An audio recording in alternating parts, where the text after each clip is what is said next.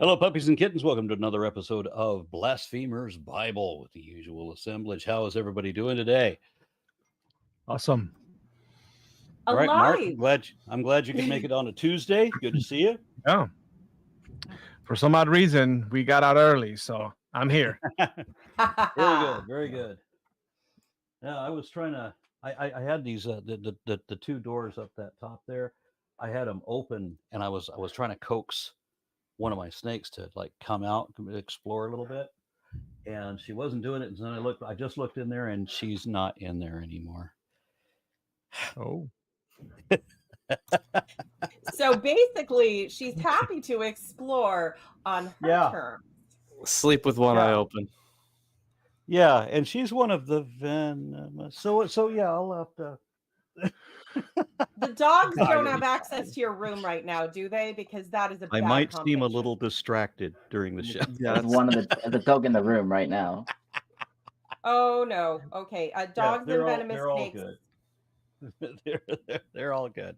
They're not going to eat each other. All right, so we're doing Deuteronomy 11. Lawrence. Lawrence, Well, what preface do we need for? I mean, there's nothing super Deuteronomy important, at least to me. There's nothing super important about this chapter. But the next chapter, though, we're going to be getting into the laws proper. Yeah, like that's the the start core of of the Deuteronomy. Yeah, the Deuteronomy code, which is from 12 to 26. Yeah. So 11 just is more about how much we should love God, which means obeying God blindly with fealty. Otherwise, he'll murder you out of all of his love because he's so loving. I mean, isn't it always? But it's Yeah. still like, the retelling of what's happening in the wilderness. Well, and let's face it, if we don't give God a chapter to just go off about how awesome he is and how we're all worthless scum that don't deserve his attention, he gets smitey. He needs a chapter every little while. It's like an itch, Just... You shut up. All right. So who's reading today? I think Not all at Peter once. hasn't read in a while. Not all at once. I'm not listening to Lawrence because Lawrence hates me. I nominate Lawrence. Yeah, Lawrence. Yeah, I suppose I can read. I got my. You know what? I'll actually. You can read? I can. You know what? I learned the other day. Actually, I was just faking like for the past however many years. It was actually really impressive. Yeah, read up to 21. All right. So I'm actually gonna be reading from the newly published SBL Study Bible.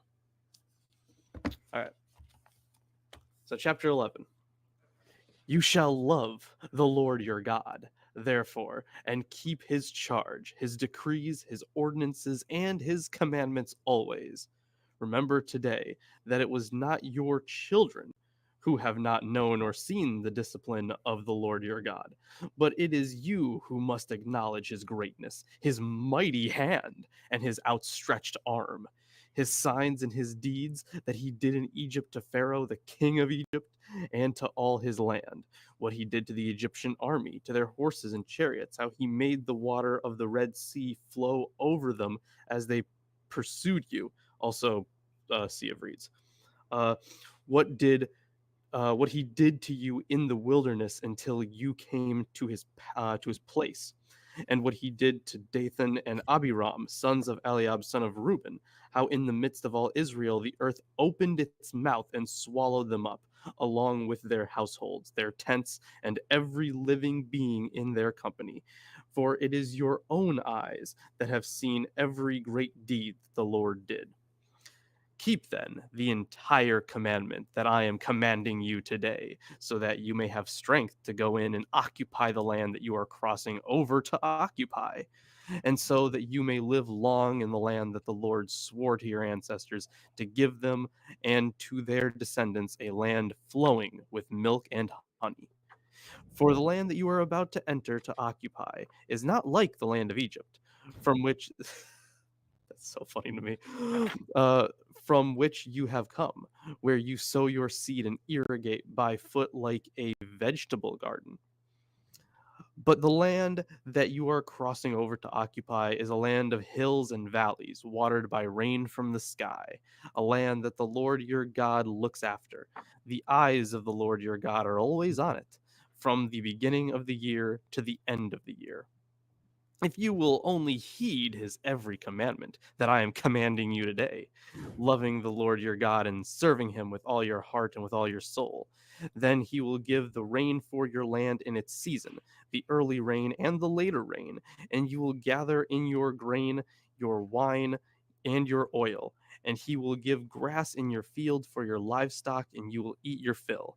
Take care, or you will be seduced into turning away, serving other gods, and worshiping them. For then the anger of the Lord will be kindled against you, and he will shut up the heavens, so that there will be no rain, and the land will not yield its produce. Then you will perish quickly off the good land that the Lord is giving you. You shall put these words of mine in your heart and soul, and you shall bind them as a sign on your hand and fix them as an emblem on your forehead. Teach them to your children, talking about them when you are at home and when you are away, when you lie down and when you rise up. Write them on the doorsteps of your house and on your gates, so that your days and the days of your children may be multiplied in the land that the Lord swore to your ancestors to give them, as long as the heavens are above the earth. So, of course, the last part there about the Teflon, right, and the Reminiscent little of reference. chapter 6. You Sorry, said what? doorstep? Also doorstep. Yeah. Or sorry. Oh no. Sorry, I misread that. Doorpost. Doorposts. Yeah, okay, On yeah. the doorposts of your house. Yeah. So also mezuzah. Yes. Yeah. There's a few interesting things about this chapter, right? So one of the things that there are a few of the things that stand out to me. The inclusion of just Dathan and Abiram, but not Korah, right? So either Yeah. the Deuteronomistic author only has access to that one story before it was combined, or the story that we get earlier is using this as a source. I For- have a comment on this as well. yeah, I'm sure a lot to say on this one.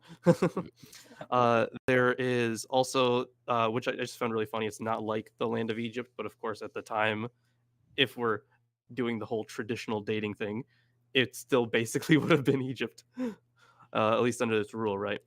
Yeah, also, it's a bit strange. They're like claiming that, oh, rain from God is so much better than Egypt, where you have to irrigate yourself, and it's like Egypt was like the breadbasket because of Because you the have the freaking irrigation, the river river. there, and it would Yeah, constantly, It- always with yeah, water and it the would food and the not and flood and dying. stuff like. Yeah, And yeah, it like the seems, inundation. yeah, Well, It's Yeah, almost polemic, like come to our side because ours is different because it's like this. Yeah, I Yeah. mean, You it's know? it's an entirely different system Mhm. of cultivation that they have Mhm. over there. Like like you're gonna have different plants, right? But you're still gonna have to do your own irrigation in some way. Yeah.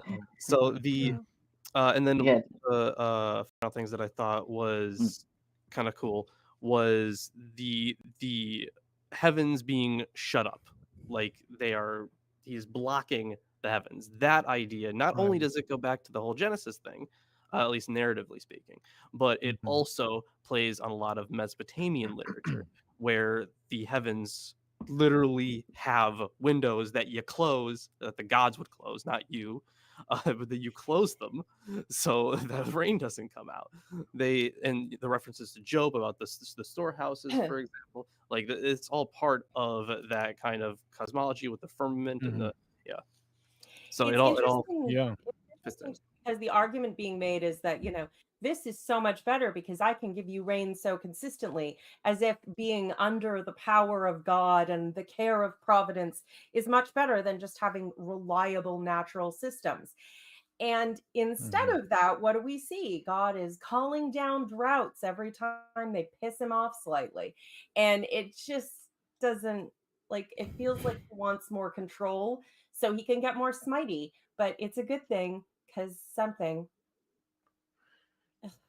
Yeah, and what I also find interesting is its direct connection with the law. It's almost as if I may have said something like that before. That to me, the way this seems like it's like your dad's handing the keys to your brand new car.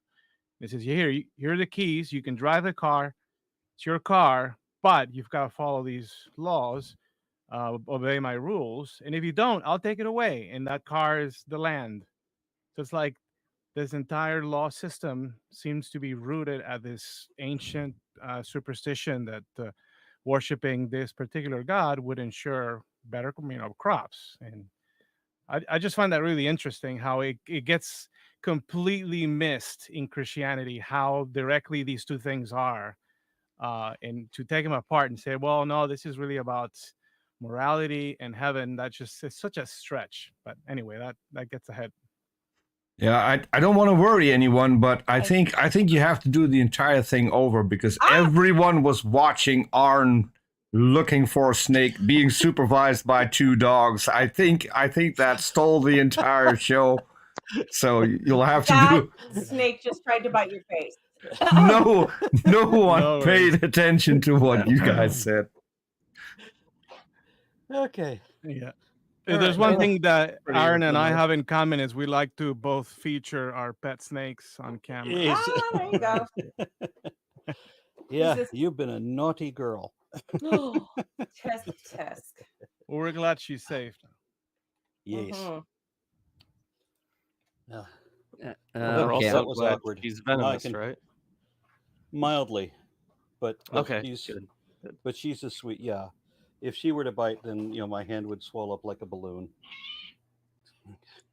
Yeah, snakes are great, aren't they? Yeah. I was worried what would happen if she bit the dogs. Yeah, that wouldn't happen. The dogs are so accustomed to snakes; they're not even gonna. They're not even curious about them. I Anyway. suppose that's Okay. good. All right, I'm putting you back because you didn't come out the way I wanted you to. Yeah. Okay, I'll start my commentary. So Um, on verse. Tom, Sorry. I just want to know, did you have anything about the origin of rain? In the commentary? Maybe. I mean, I have about the shutting up the heavens. Yeah, like related to that is do you have it like the thing anything from the Talmud about where rain comes from? No, I don't think Okay, so. I'll say it when we get there. Okay, so I'll start on verse 2. That your children were not in the Hebrew, at least in the NIV. In Hebrew, it's ki lo et bnechem. The syntax is unusual and literally reads because not your sons, and is caused by the Hebrew word et, which is usually used as an accusative particle. And Tigay writes, the word et cannot be the accusative particle here, since there is no verb governing it. Some scholars have sought to restore one by textual emendation. One approach given by Rashi is to take et as the preposition with and construe the phrase as elliptical for it is not with your children that I speak. The present translation, i.e. the JPS, that it was not your children, takes et in its looser sense as an emphatic particle, as in Ezekiel 44:3. This yields a more pronounced contrast with verse 7. The end of this long sentence, quote, it was not your children, but you who saw with your own eyes, end quote. There's actually a really relevant comment regarding that in the lineup. We should get Aaron to read from the unlucky legume. Aaron's checked out. Aaron. The unlucky legume offers $20. Thank you very much for that. It says Deuteronomy 11:7. I can't sit down in my chair because there's a dog right under my chair. Deuteronomy 11:7. But it was your own eyes that saw all these great things the Lord has done. Didn't they just spend 40 years in the desert waiting for everyone who actually saw the things to die off? Well, I it think refers that's to like the Exodus itself, like the plagues that happen. I Yeah, think but I think the that's excuse is that the ones that were under 20 during the Exodus would have seen. Okay. Yeah. And then Michael Barnett offers £5. It says, Aaron, the character of God is love. We need to connect to God or God, self, religions incorporated. Including Atheist probably. countries with I love Aaron, I love atheism, etc. Aaron? Okay. I mean, I Seems think like- the same person made another thing where he was like, I love Christianity, I love Judaism, I love Oh, atheism, okay. I love Ukraine, I love Russia. Yeah. Good old Love bombing? Unitarians. I don't know. Good old Okay. love bombing. Yeah, thanks for the love bomb. Isn't there a Okay, song? sorry. Okay, I'll No? continue. Okay, On verse again on verse 2, the discipline of Yahweh. In Hebrew, it's Musar Yehovah. Weinfeld notes that Musar is derived from Yud Samech Resh, to chastise or discipline, as in 436, 8:5, and Proverbs 19:18. It usually signifies education that is sometimes achieved by corporal punishment. Yay. On verse 6, Dathan and Abiram, Tigay comments, these are Korach's cohorts in the celebrated rebellion described in number 16. The omission of Korach himself is conspicuous. Traditional commentators like Rashi and Abravanel explain that Moses passed over Korach to spare the feelings of Korach's sons. Critical theory holds that Numbers 16 combines the stories of two separate rebellions, one led by Korach and the other led by Dathan and Abiram. According to this view, Deuteronomy knows only the Dathan and Abiram story because the two stories were not yet combined in their present form when Deuteronomy was composed, end quote. He notes that the Samaritan text and some Dead Sea Scrolls add, and all Korach's people. He writes that this is probably an interpolation copied from number 1632 and not an original reading. On Yeah, that verses, would make the most sense. Otherwise, they'd mention Korah. Yeah. On verses 8 through 9, Nelson comments, verses 8 to 9 articulate the purpose of and motivation for this lesson from history, arguing on the basis of a casual relationship between Israel's obedience and the fulfillment of Yahweh's promise. Compare 7 verses 12 to 13. Obedience is required in order for a successful conquest to take place. Entire commandment, in the singular, views the diverse laws of Deuteronomy as unified expression of divine will. The formula milk and honey in verse 9 leads into, and may have triggered the addition of, the following description of verses 10 to 12, which in turn points forward to the conditional paragraph about rain in verses 13 to 17. On verses 10 to 11, the contrast between Canaan and Egypt has baffled some commentators. Lundbom writes that it is a bit overdrawn, and Weinfeld fanciful. Lundbom notes that in the wilderness, the people remembered Egypt as a fertile land, as in Genesis 13:10 and Exodus 16:3, and even flowing with milk and honey in Numbers 16:13.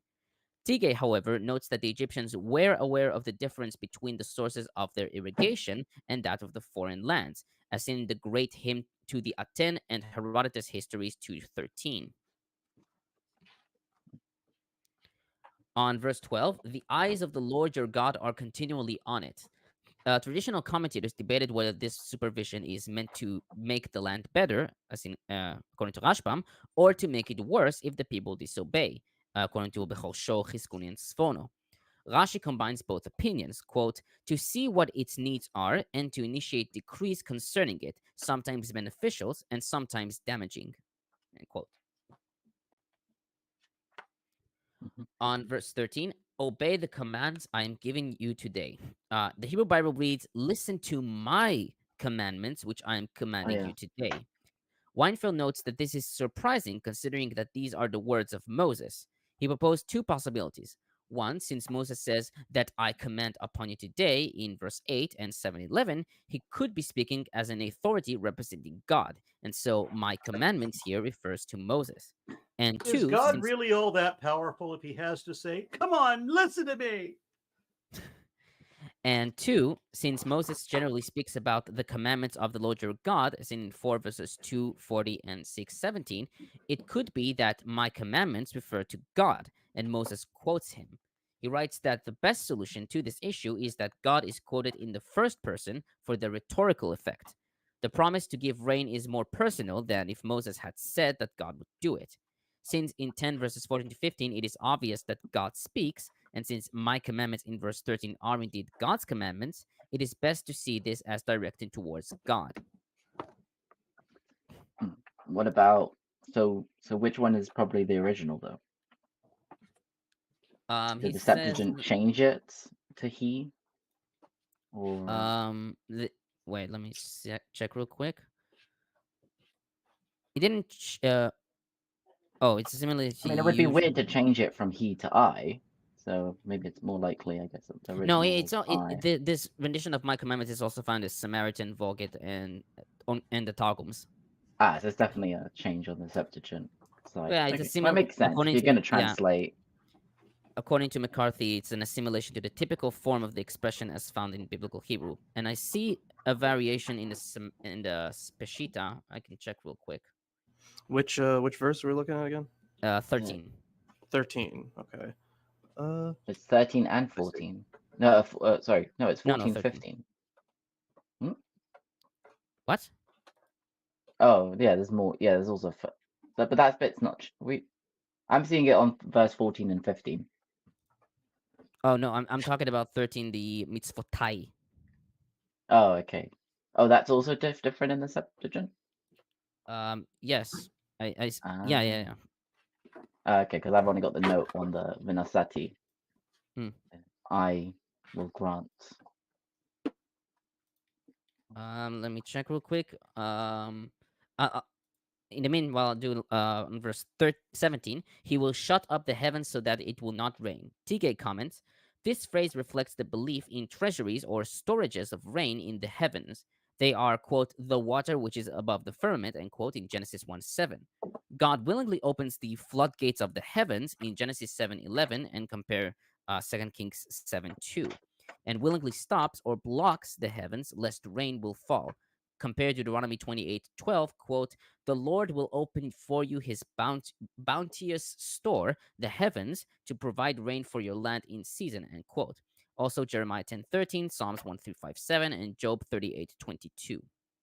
Yeah, it's everywhere. Also, yeah, I just checked the Septuagint does say I. It literally just says ego, so it's not even like it's not even like an I that's part of like a verb. It's literally ego, I. So yeah, that's in there.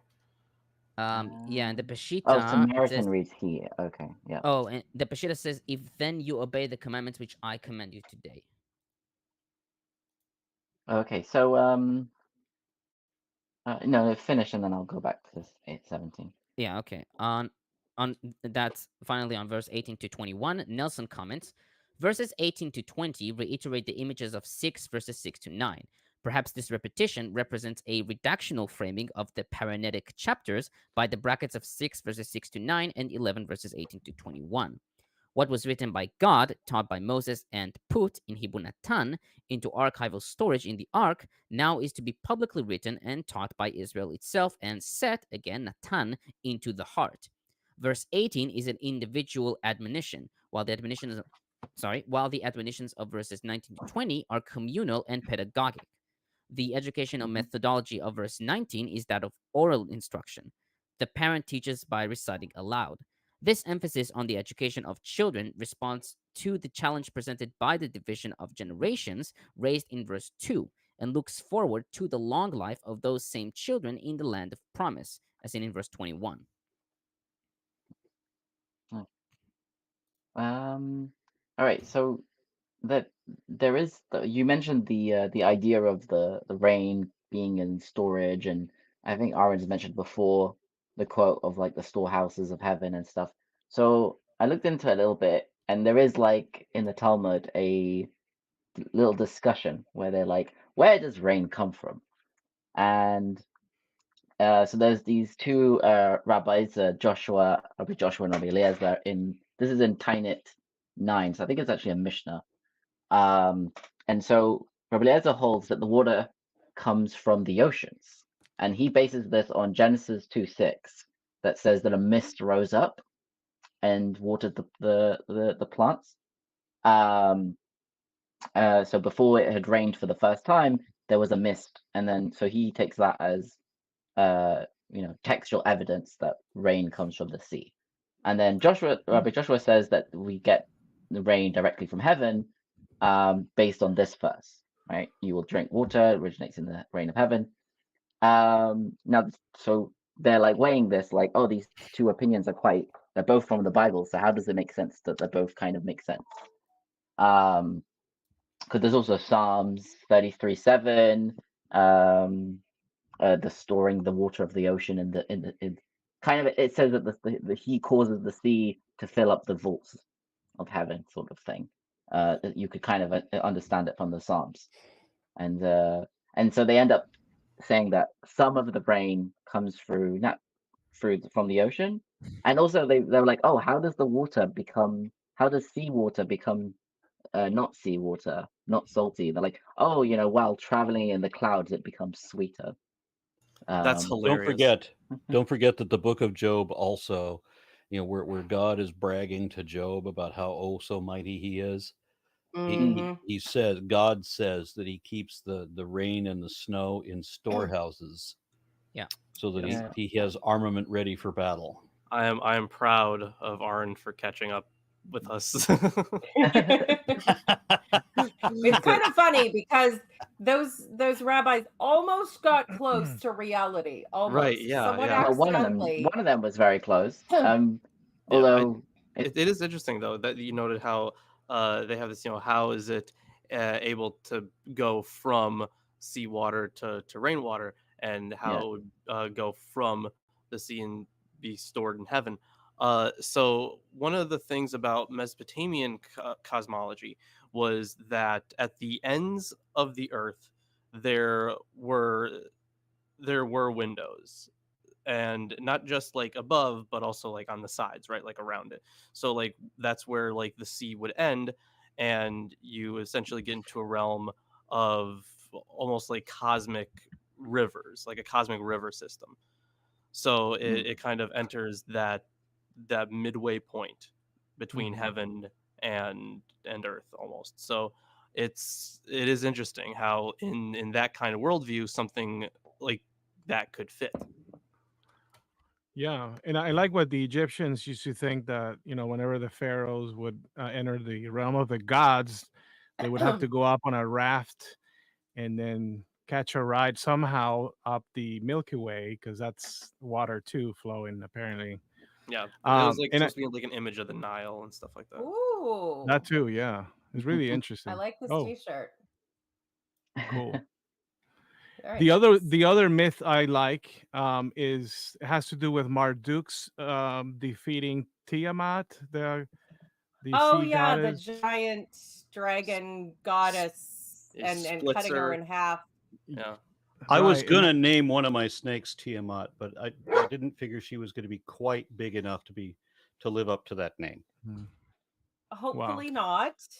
And I think the dividing of the waters is somehow related to that same story as well. Yeah, taking out all the gods, but still using the familiar gestures and trying to pretend that the later written is the original, as the Bible always does. Yeah, I mean, it's like a repurposing of the same myth to tell a different story. Like they have, like I definitely agree with you, Mark, that it is the basis for the biblical creation account there, where you have the waters being split in two, and the bottom half becoming the earth and the top half becoming the heavens. So that is essentially what happens with Tiamat's body. He gets cut in half, and she's already the primordial waters, and then the rest of her body is like stretched out to become the heavens. So it to me, that's like this is pretty clearly like the foundational myth for that. If I ever get a female, either a retic or a female green anaconda, preferably green anaconda, would definitely be worthy of that name. I am frightened to ask how big they get. Hopefully not enough to create the heavens and the earth, but stupidly large if you were to be in a room with them.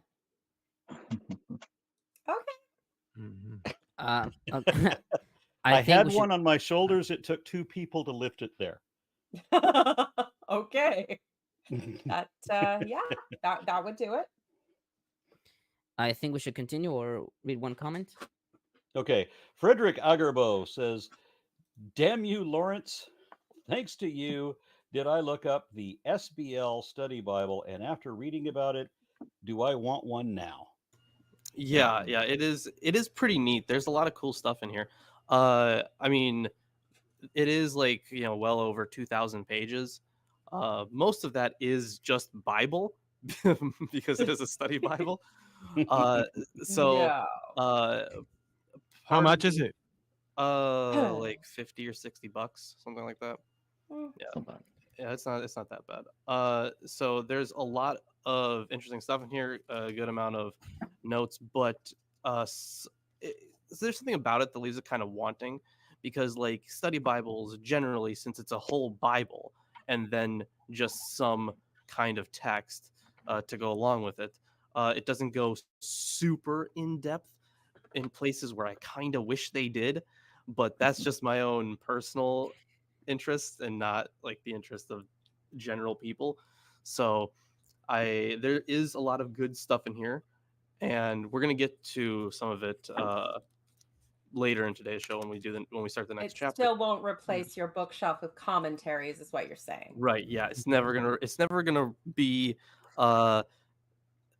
it's never going to be the bookshelf of commentaries or even just the Hermenia series. It's never going to be that, even though it is the whole thing. So just waiting on Hermenia to publish the rest of them. We Although are Yeah, as long so as you good.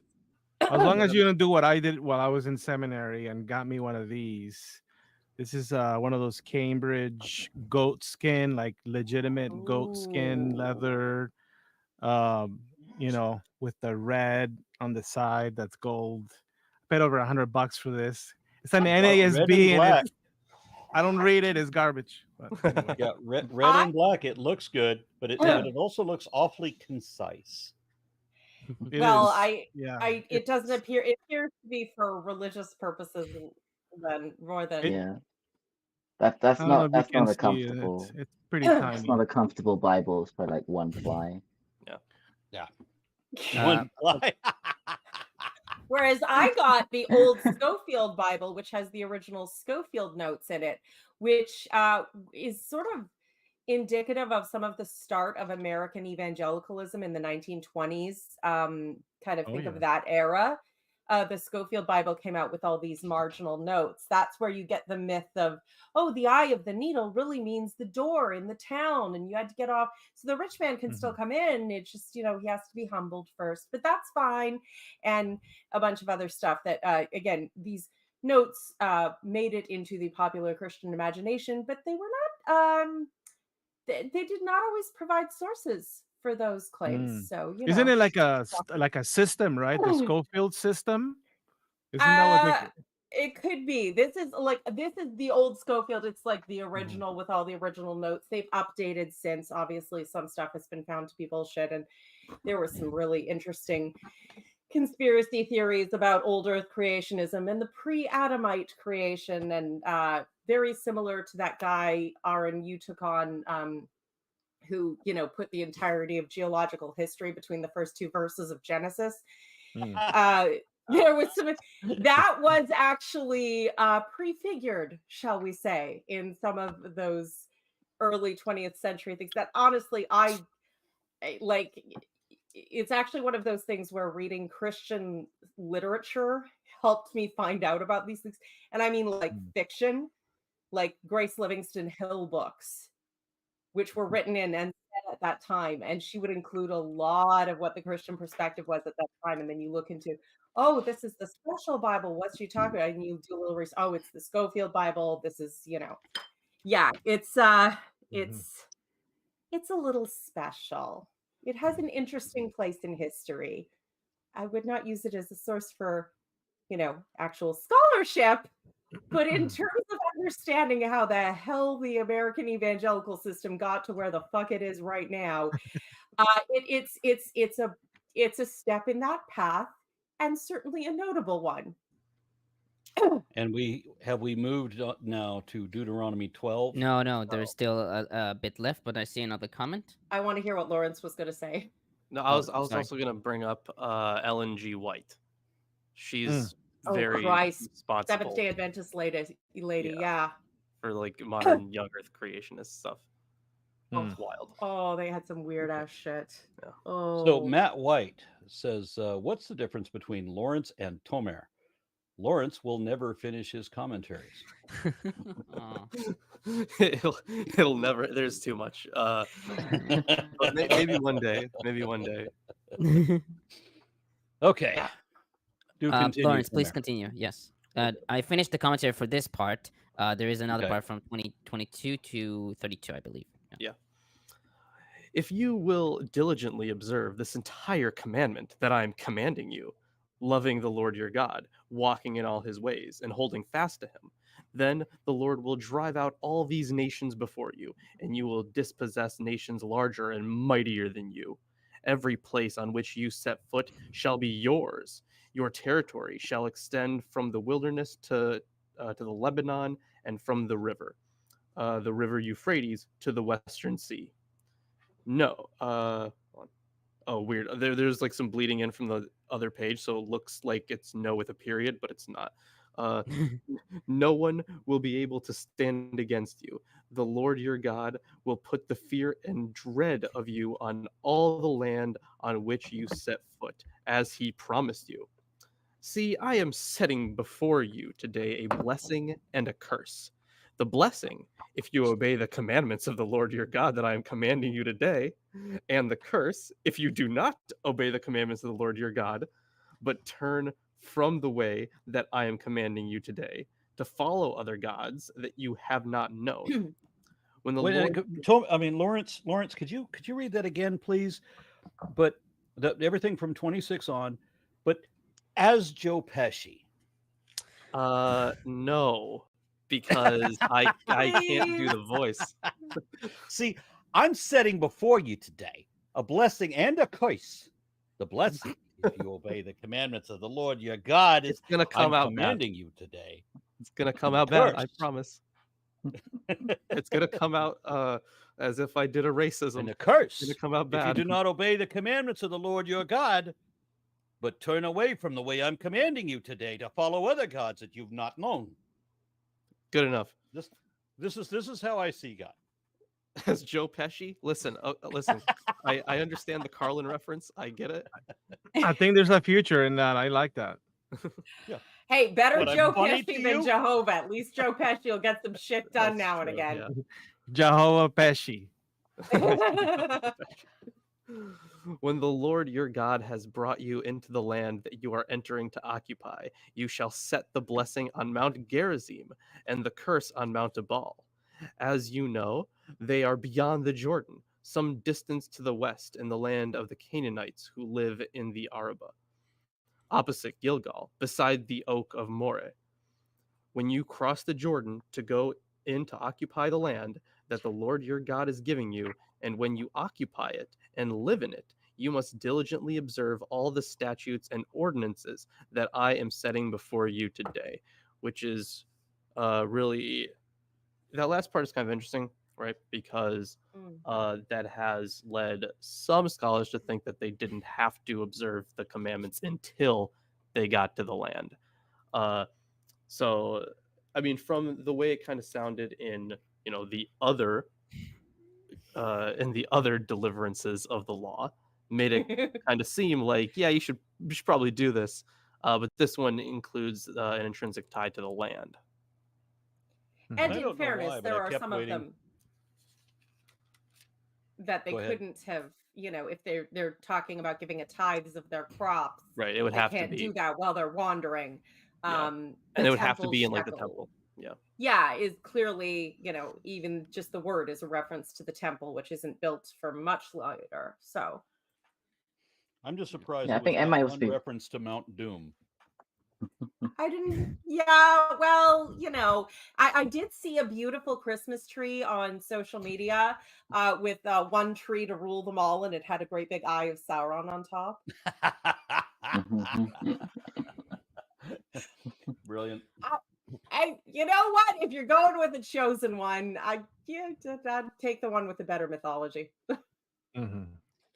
Vanata was born on the 25th.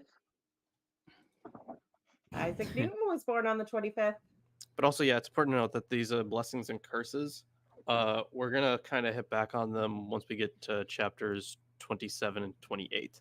You know, speaking of Carlin, someone in the comments is rambling on about how we can't swear without religion, and it just made me think of George Carlin's 7 Dirty Words and how none of them were religious. Incidentally, you can also sing those words to deck the halls if you want to blaspheme up some of the holiday spirit that's floating around your radio waves. Fuck And- this and that- shit and for no that's- good reason. Yeah, I get you. No. The 7 Dirty Words. Shit, piss, fuck, cunt, cocks like a motherfucker tits. Cocks like a motherfucker tits. Cocks like a motherfucker tits.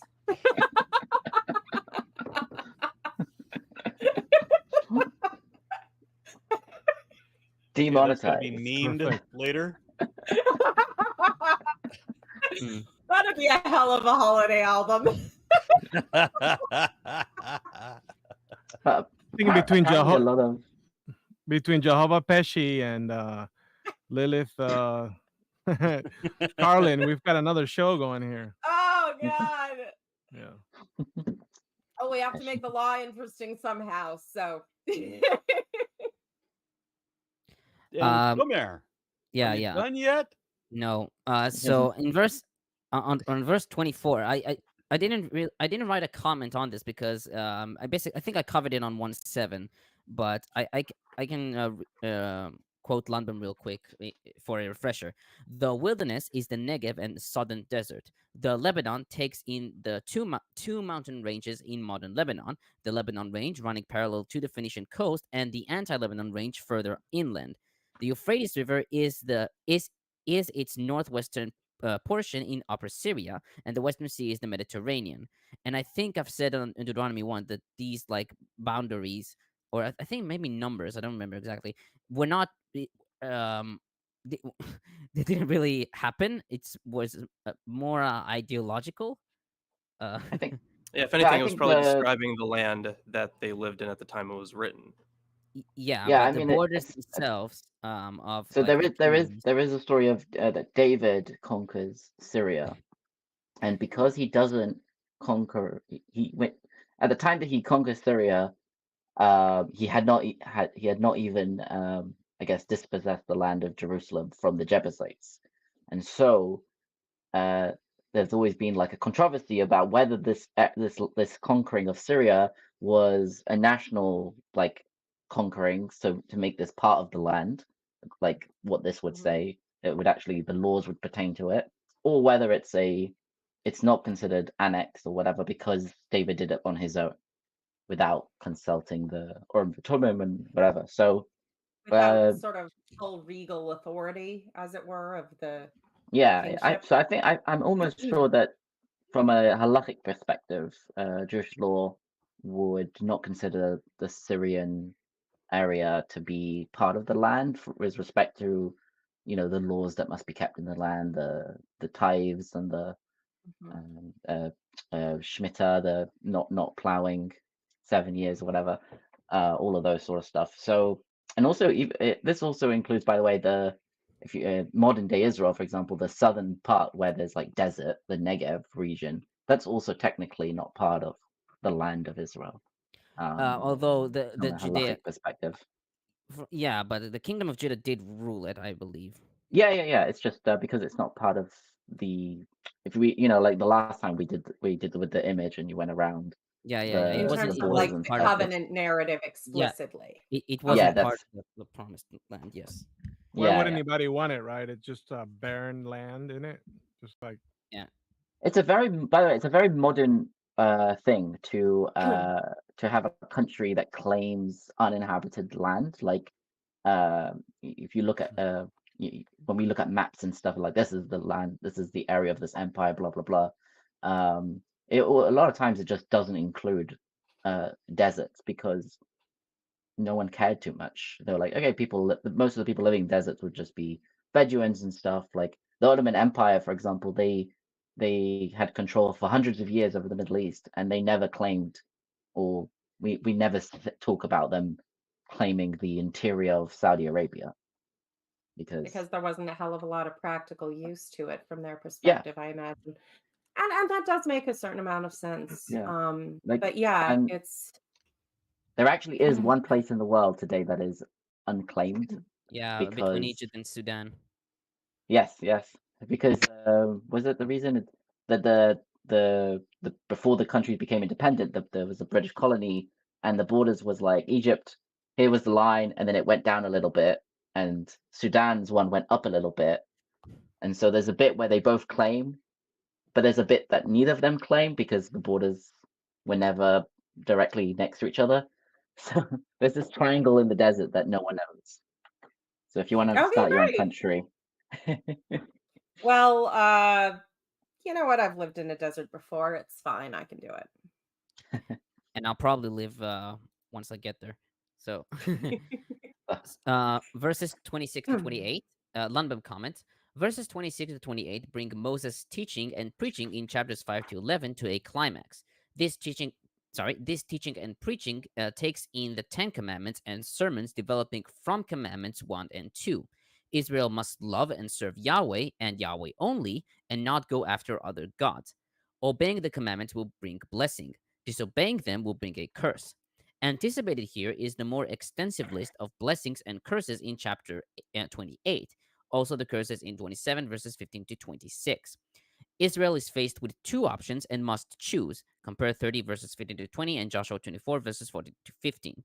The word for curse here and in verse 28 is klala, which means harm, calamity, or misfortune. On verse 29, proclaim on Mount Gerizim the blessings and on Mount Ebal the curses. And Lundbom comments, Joshua is said to have carried out the present directive, as in Joshua 8 verses 30 to 35.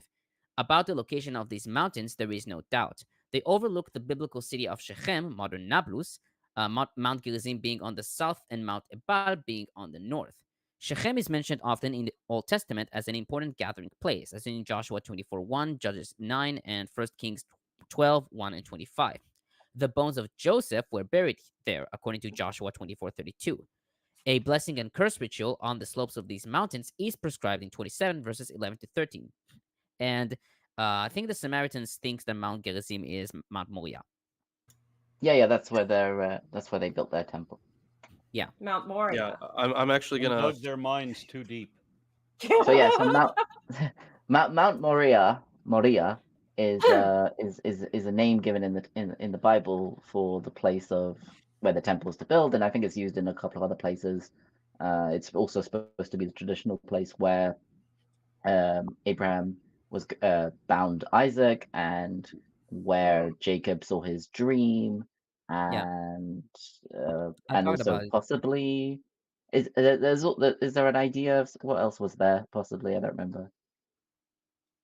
Not the burning bush. The burning bush is supposed to be Sinai. Dream was that at Ebenezer where he laid the stone, the dream specifically while he was fleeing his brother's wrath at the air stairway of angels. Yeah. He put some stones under his head, and he put 12 stones under his head, and then it fused into one, and that's the altar or something. I don't know.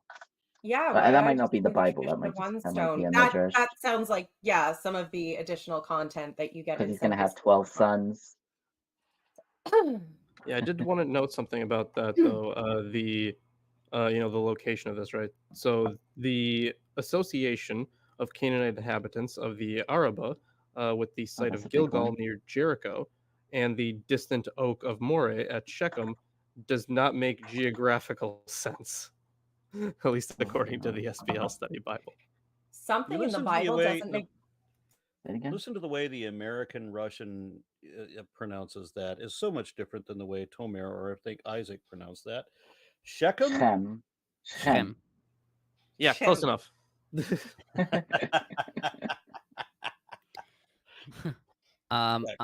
the place with all the genocide. It's probably better to do Genesis, like a her sound and a cuh sound. Yeah, Genesis with Diana and the Dinah and Levi and Yeah. Okay. And Nowadays it's called Nablus, which is well, it's the Arabic name, and it comes from Latin Neapolis, new city. And I love how it became Nablus from Neapolis. Also, interesting. something I'll Interesting. be mentioning for the next chapter.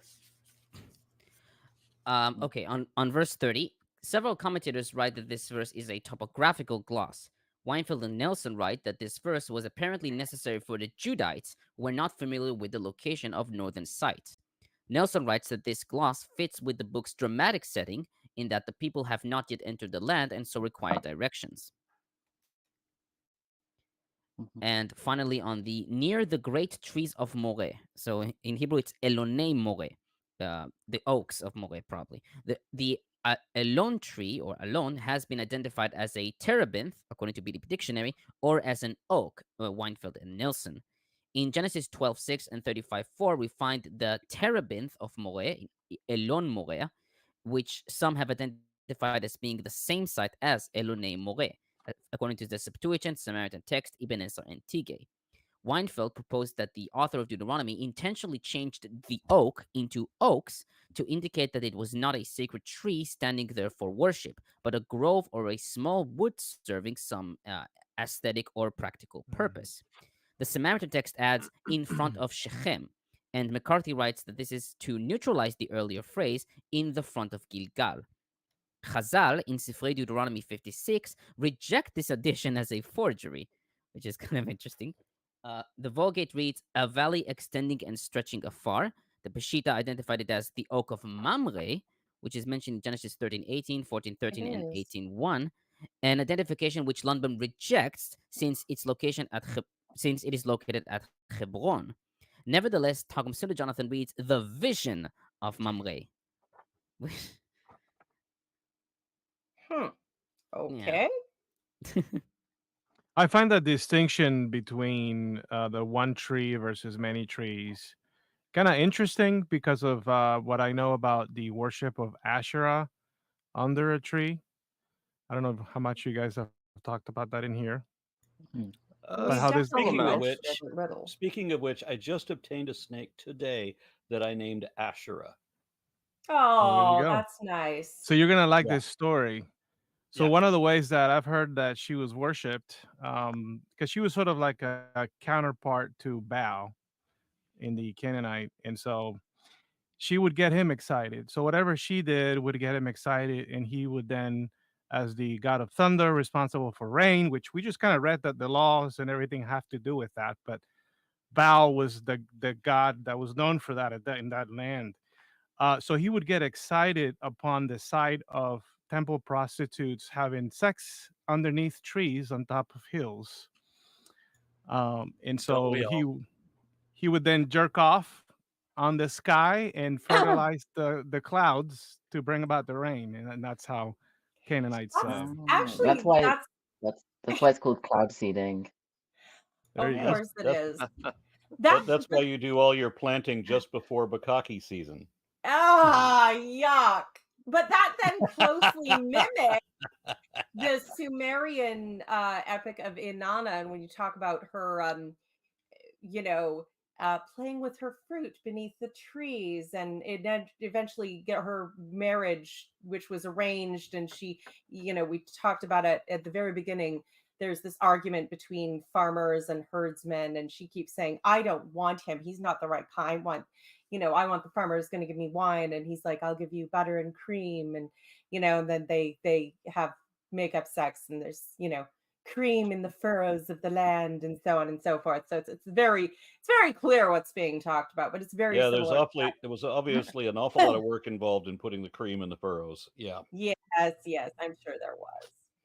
There was a little addendum to the quote from the Talmud that I mentioned before about where rain comes from, where they said that you can tell the difference between rain that comes from the ocean and rain that comes from God Himself, from the way that the ground acts. So rain from the ocean makes the ground bring forth greenery in the same way that a widow becomes pregnant through an act of harlotry. and and the opposite, when God is blessing, it's a masculine and expression, and the ground becomes pregnant immediately. Blah blah blah. Like That reminds me yeah. of a 2-panel cartoon I saw where somebody says, "Oh Lord, come unto me," and you can envision the second panel.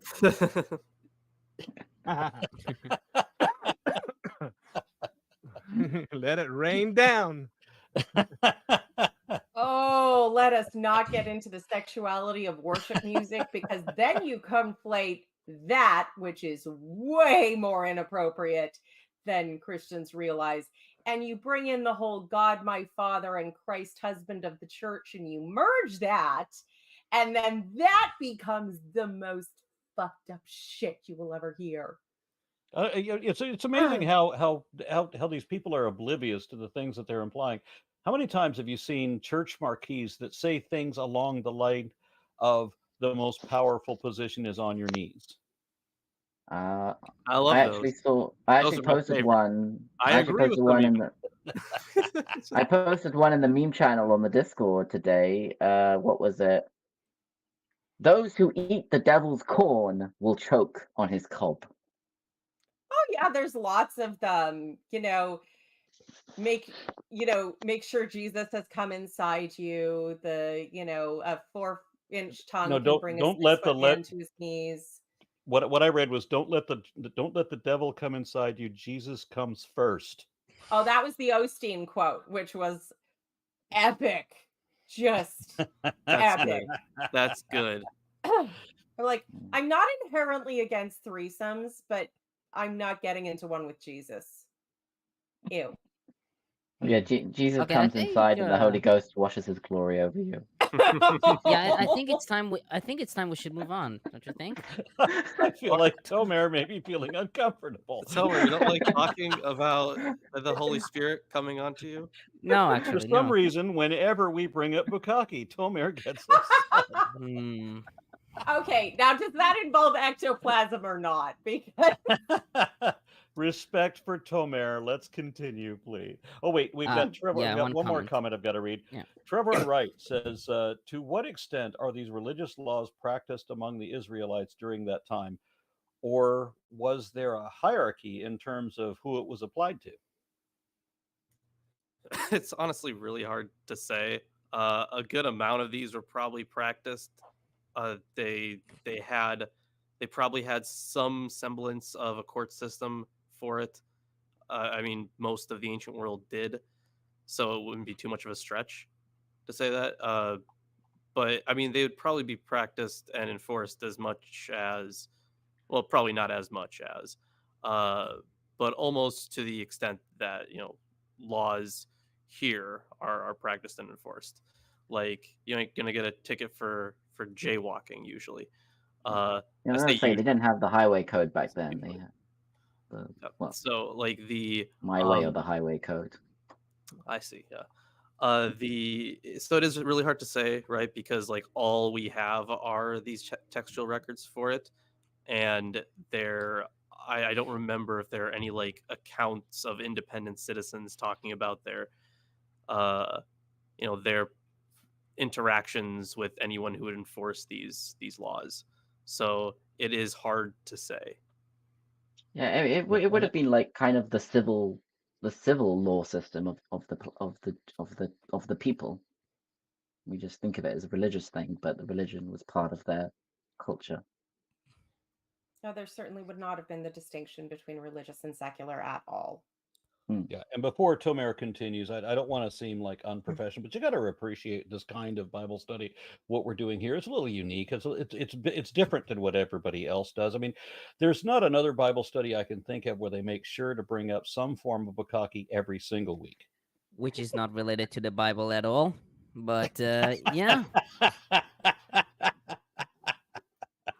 Do continue, sir.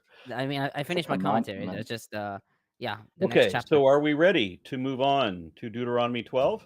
We Yes. are, and just remember that this is the second best Bible study on YouTube. Actually, Which is- bukkake is a commandment in the Bible. be fruitful and Yes. multiply, or something like that. Please do not mention this word ever again. I assume that there are links to Lawrence's primary Bible study, the best Bible study on YouTube. The best. No, no, not from Peter. There aren't. It's the best because it's finished. I wasn't Okay. going to True, post yeah. them, Right, so- but I can't refuse if Arna asks for it. So there they are. Sure. I want everybody to know. All right, so I'm going to begin reading on Deuteronomy 12. How Yeah, far read up should to I read, 19. Lawrence? 19? Okay. Yes. All right, so these are the statutes and ordinances that you must diligently observe in the land that the God of your ancestors, has given you to occupy all of the days that you live on the earth. You must demolish completely all the places where the nations whom you are about to dispossess served their gods, on the mountain heights, on the hills, under every leafy tree. Break down their altars, smash their pillars, burn their sacred poles with fire, and hew down the idols of their gods, and thus blot out their name from all their places. You shall not worship the Lord your God in such ways, but you shall seek the place that the Lord your God will choose out of all the tribes of his habitation to put his name there. You shall go there, bringing there your burnt offerings and your sacrifices, your tithings and donations, your votive gifts, your free will offerings, and the firstlings of your herds and flocks. And you shall eat there in the presence of the Lord your God, and your households together, rejoicing in all the undertakings in which the Lord your God has blessed you. You shall not act as we are acting here today, all of us according to our own desires. For you have not yet come into the rest of the possession of the Lord that the Lord your God is giving you.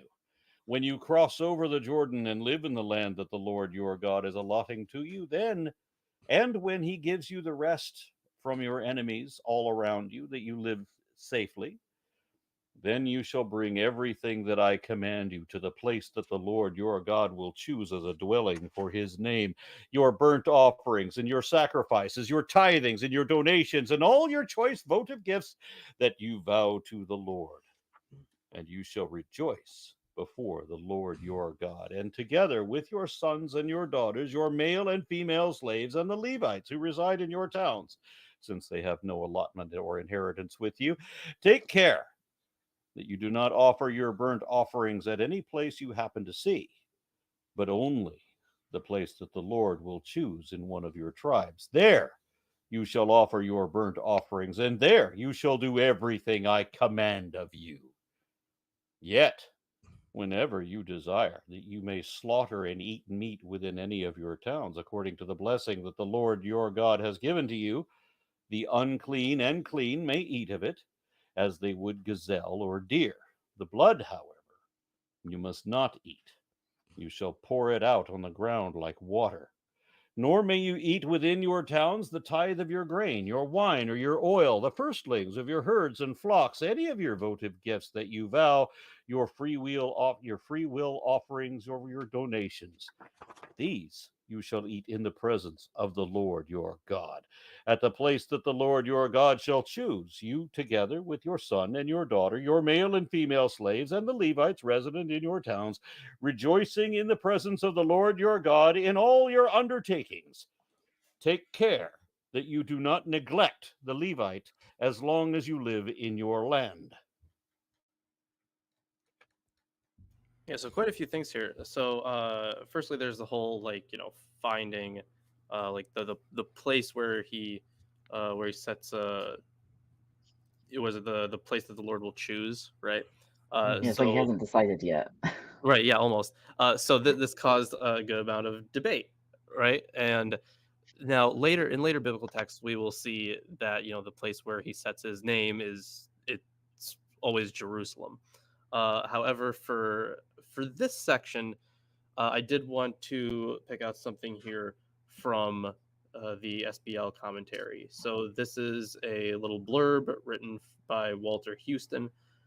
In Deuteronomy 12:14, Moses tells the Israelites that they are to bring their sacrifices only to the place that the Lord will choose in one of their tribes. This phrase, or a variation of it, occurs 20 times in the book, but the place is never identified in the text. Most scholars assume that the editors of Deuteronomy meant Jerusalem. However, the matter is a point of significant religious debate. Jews identify the place as Jerusalem, but Samaritans say it's Mount Gerizim, near Shechem, modern Nablus. Yes. Early on, each of these communities built its temple in the corresponding place. A Jewish king destroyed the temple on Mount Gerizim around 112 BCE. In response, the Samaritans made changes to their text of the Pentateuch to make it clear that Gerizim was still the proper place. These changes included a long addition to the Ten Commandments in both Exodus 20 and Deuteronomy 5, with text drawn from Deuteronomy 11 and 17, both of which mention Mount Gerizim as a place of blessing. While it is possible that the editors of Deuteronomy originally believed the place to be Jerusalem, it may also have been the case that the editors of the Pentateuch included believers in Samaria and Judea, and that the chosen place was left unidentified to accommodate both communities. Maybe it would have been suspicious for like the Jerusalem priest to come out with a, you must worship in one place here. Right, yeah. Yeah, I Well, have a comment on this as well. Yeah, that's When they mentioned earlier the Asherah poles, my wife wanted me to mention this, since I just since we did just get a snake named Asherah. Is there any mention? Has anybody brought up, because I was a little bit occupied earlier? Has anybody brought up what the Asherah poles represent? Yes. The wife of Yahweh. Oh, thank you. And of course, we mentioned this. I think we mentioned this last time on the show Yes, too. we did mention it last time. the goddess. Yes, Yes. yes. Does the pole represents the goddess herself, or It's her idol, her object of worship. There's some debate over whether or not it was a pole or actually a living tree, or a sacred one. Obviously, that would, or if it was a pole made with wood from a sacred tree, or what have you. But it was definitely wood. Gideon chops it up to use for his desecrating Baal and Asherah, and to make a altar to Yahweh. But in the original, as we understand it, Deuteronomy was literally written by priests in Jerusalem who ran a Yahweh cult and raised a child king to be their puppet, and who came out with this text that they totes for real found. And so they're going to, they're not going to be like, if they're pretending it was written by Moses, they can't be like in Jerusalem, because it wasn't even, covered. It wasn't until David was supposed to have, conquered Jerusalem. But they have to at least, have a little bit of plausible deniability of the place where the Lord will put his name. Yeah. To me, it sounds a little suspicious, right? Because isn't it supposed to be like part of Moses' speech, right? This is Moses. So this whole context of where should the temple be? It certainly is a much later development. And so it would seem like, to me, to include such a hint that, hey, by the way, that one place where you're only meant to worship will be revealed later. It seems to coincide with perhaps, a much later authorship of Deuteronomy, something that was written much later than the Moses. Absolutely. And by people who had real motivation to get people to start coming back down to Jerusalem and bring your offerings here, because it's the only right place. You'll get smited. You go to those northern shrines with the golden calves that are also not okay because they're idols. But totally were for just a little bit. It's very subtle. Oh, you're muted. Aaron? Yeah, I was thinking, I get a few beers in me and I feel a little smitey. Okay, I think I'll start my commentary on verse 2. The places. Oh, I wanted to mention real quick. I like Ibn Ezra's simplicity about the Asherahs. They are trees. Thank you, Ibn Ezra. They are trees that are trimmed of their branches, right? No, just trees. It's a wet edge. I think that coincides with what I was referring to earlier. So whenever there was a big hill with a large tree on top, it was like, hey, let's go have sex up there. And worship Asherah and Baal, make sure that it rains. I think I do that too. That's just a normal like Saturday for me. So instead of a Right. rain dance, Right they after would the do Kind of a special. they would summon rain by fucking under a tree. There you go. And referring to it Yeah, as a it shows that they're pole, optimistic. You know, they're like under their natural umbrella as well, like while they're doing it. yeah, Well, and it would have been a large tree with lots of shade. And I think that referring to it as a pole is almost polemic because it's like you don't want to talk about this beautiful grand tree. It's just Yeah, a pole. It's I don't just know where like the pole comes yeah, from. I mean, the Hebrew word is literally just Asherahs. Like the word Asherah I is think the I word. mentioned it It's previously. the Hebrew interesting. word. So it kind of cognate of It's, the I Canaanite. think it literally is Asherah, or I think Asherah is a cognate to some other I, Near East goddesses. But I wouldn't even call it. Tree is the word. I wouldn't even call it cognate. Tree. I'd call it a loan word. Tree Loan. is the word. I was confused. I thought it was something in the tree. I thought bird was. no, the word in the Hebrew is Asherah. Asherah. Yeah. It's not like Asherah poles, Asherah trees, or anything like that. It's Asherah, like just the Ashrahem. Asherah. They're Asherahs, Yes. and then the English translation will translate Asherah as sacred pole or sacred tree, depending, or Asherah tree or Asherah pole, depending on the I've got translation. a comment from Trevor and Wright. I'm not sure if I read it before. Let me No, go you didn't. over it. Okay, You so didn't. it is the place where the temple is built, where the temple built according to the biblical location, or did it have a different location in history? Well, I think the whatever's left standing of it that was supposed to be where at least the second temple was, right?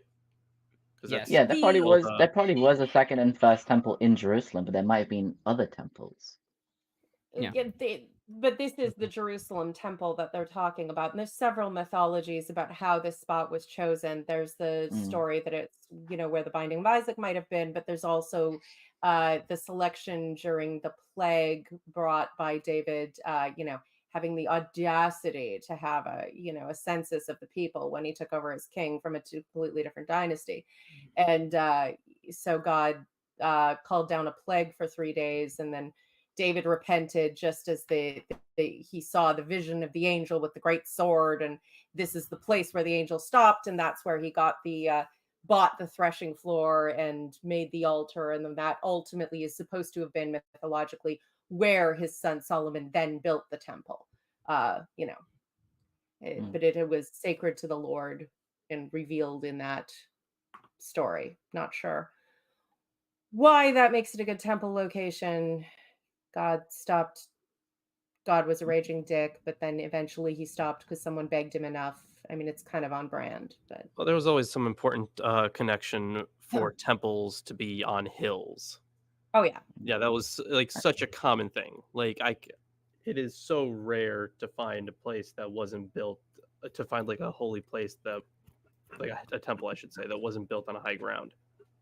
Yeah, I mean, it's also possible that the first temple would have been built as like a royal chapel. We do have archaeology, quite a lot of archaeology going on in what they call the City of David site, which is very close to it.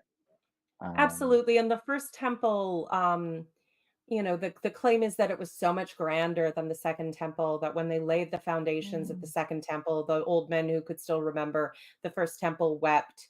But like it in the text of the Bible itself. Yeah, the second temple was built when they came back, Yeah, quite on the cheap, but then it was the first. rebuilt by Herod much later. Okay, So okay. it became much bigger, and it was quite small I thing in the beginning. Yeah, I don't know if the evidence at hand has had much help sorting out sort of the mythological first temple attributes, where it was the grandest thing that anyone had ever seen, and gold and white and the sun of the desert and blah blah blah blah blah, and the reality, the physical reality, which probably was not nearly as grand as it pretends to be. So I don't know if they've really been able to put much together yet on that one. At least it hasn't been my area of study, but it's definitely a question worth asking. Okay, I'll start my commentary. On verse 2, the places. In Hebrew, it's hamekomot. And Weinfeld notes that this term indicates a sacred place or a worship site, as in Genesis 12:6, 28:11, and Exodus 20:24, and Jeremiah 7:12. He writes that while the term high place in Hebrew bama is not mentioned in Deuteronomy, it could be that mekomot hints to these high places. Compare 2 Chronicles 33:19, especially when the description, quote, on lofty mountains and on hills or under any luxuriant tree, end quote. Compare 1 Kings 14:23, 2 Kings 16:4, 17:10, and Jeremiah 2:20, etc. On verse 3, this verse repeats the command given in 7:5, both relying on earlier sources like Exodus 23, verses 23 to 24, and 34, verses 12 to 13. Chazal in Sifrei Deuteronomy 61 decreed that from those places, in Hebrew, min hamakom hazeh, literally from that site, refers to Israel. And so this commandment is applied only to the land of Israel and not to the rest of the world. Tigay notes that this view is consistent with the biblical view that for other nations, idolatry is not a sin, since it was ordained for them by God, and that it'll end by him and not by Israelite actions. On verse 4, in their way, i.e., worshipping in any place, as most traditional and modern commentators note. Tigay writes that this interpretation is supported by 2 Kings 17, verses 9 to 11, which denounces the ways of worship in the kingdom of Israel. Targums Pseudo Jonathan reads, you may not blot out the inscription of the name of the Lord your God. On verse 5, the place, Lundbom comments, Deuteronomy does not name the place, which is understandable since it would create an obvious anachronism in that Jerusalem is not yet an Israelite city. In the Deuteronomic history, the single sanctuary is openly said to be Jerusalem, as in 1 Kings 11:36 and 14:21, or else the temple in Jerusalem, as in 1 Kings 9:3 and 2 Kings 21:4 and 7, which is how it was in the late 8th and early 7th centuries. Early 7th centuries. Earlier, the place chosen by Yahweh could have been Shechem, according to Joshua 24:1 and Deuteronomy 27, verses 1 to 14, Shiloh, according to Jeremiah 7:12 and Rashi, Bethel, Amos 7:13, or some other place. Yechezkel Kaufman, who does not think that Deuteronomy presupposes a central sanctuary, says that the reference could be to any number of Israel's early sanctuaries.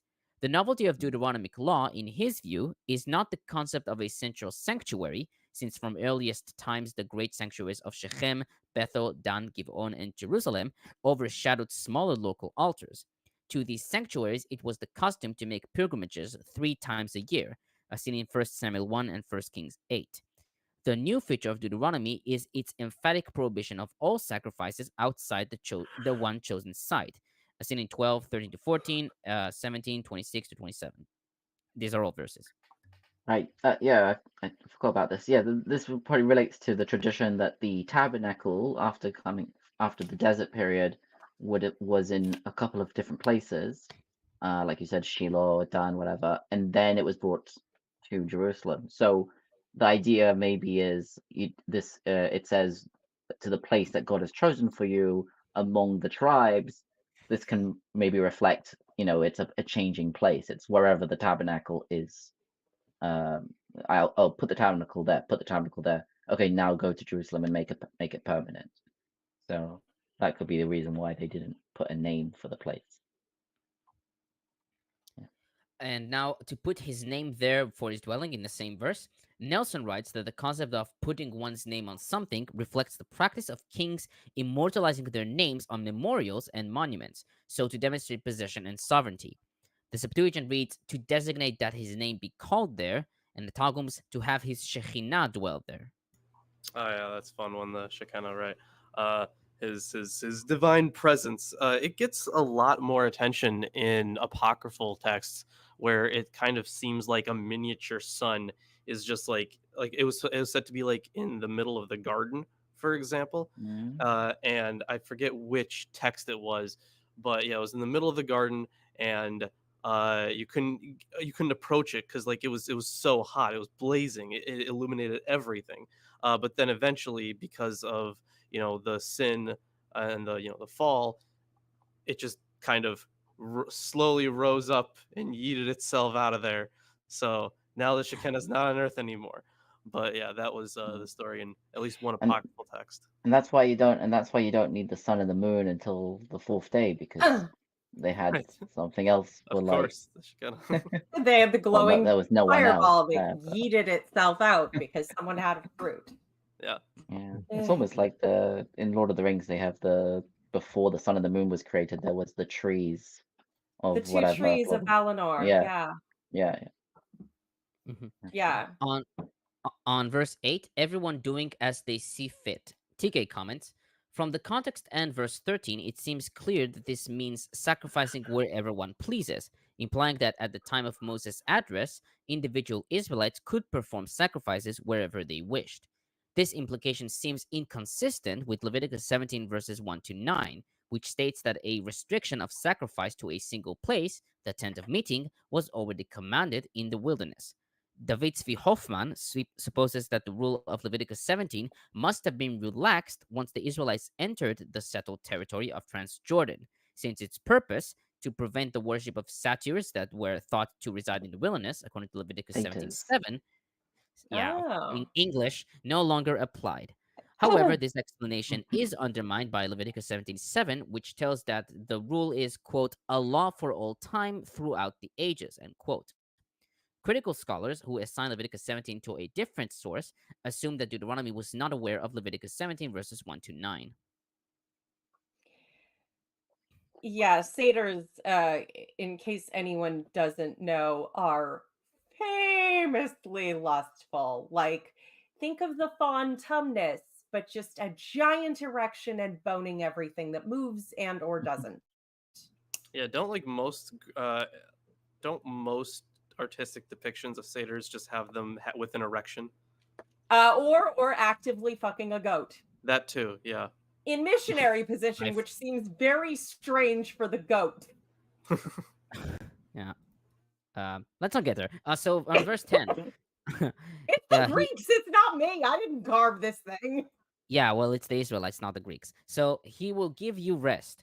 Lundbom comments, it is a recurring theme in Deuteronomy and the Deuteronomic history that Yahweh will give his people rest, quote unquote, in the land they are about to inherit. See 3:20 and 12:9-10 and 25:19. The idea is present already in Exodus 33:14, where Yahweh tells Moses, quote, my presence will go and I will give you rest, end quote. This rest, says von Rad, is, quote, not peace of mind, but the altogether tangible peace granted to a nation plagued by enemies and weary of wandering, end quote.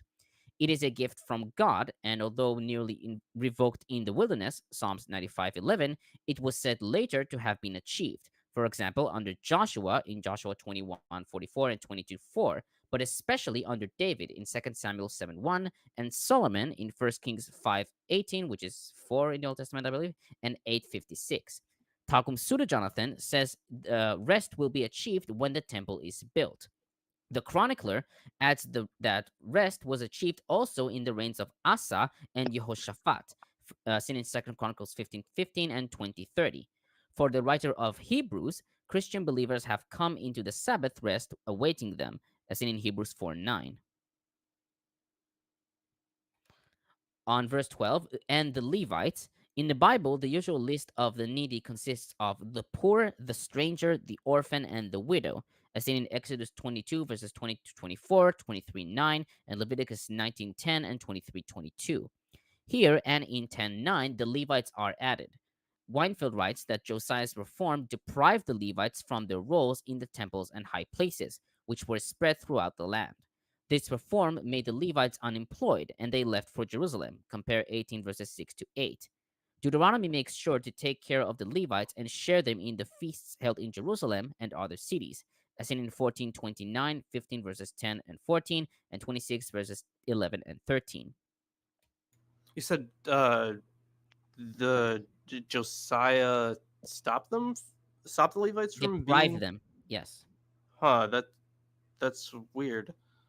That's really Well, weird. in destroying all the other areas of worship that they Right. would have then worked at, then they didn't have those options. They had to come under the reach Yeah. of the Yahweh cult. Where are you gonna temple get in your meat Jerusalem. from if you can't if people aren't sacrificing in your temple? Because You'd have to Levites go to would, they would, get a in fact, portion. one of the less known stories in Judges, there's a man who, in those days, Israel had no king. Everyone did according to their, will. And there's a man who finds a wandering Levite and says, come to my house, make me a god and be my priest. And he gives him some talents of silver and gold, and he makes the little idols, and it becomes this man's house priest. Because, okay. And then, they go on to some horrible story where everybody gets murdered for no goddamn reason. But Yeah. there was clearly precedent of them engaging in smaller scale worship leading outside of Yeah, a no, temple. Yeah, and I also should. I'm I, guessing like the Levites would have been priests, right? The priests, which are like a subset of Levites claiming descent from Aaron, would have been kind of one cult of Levites that I guess became what's the word? Yahweh extremists, Yahweh alone Yeah, whatever. extremists. Slaves, Yeah, but actually. Yeah, exclusive, yeah. yeah. I think the biblical word for that is slaves. And there's an argument. I forget which one. I think it's Exodus, where it talks about how, well, look, I got you out of Egypt. All of you were slaves, and now I'm gonna make you free. But because I take a tithe from everything. Now I'm paraphrasing here. I take a Yeah. tithe from everything. I'm gonna take a tithe from all these people, and that tithe is the Levites, and therefore they will be my slaves, and that's how they end up. I guess that's how a part of how that perspective is Yeah, is how they approached. get no inheritance. Their inheritance is God. Right. I Yeah. should. Yeah. I should clarify by quoting Lundbom. He writes, by the 7th century, many Levites were on welfare because the local worship sites had been destroyed by enemy invaders or else closed down to the reforms of Hezekiah and Josiah, who centralized worship in Jerusalem.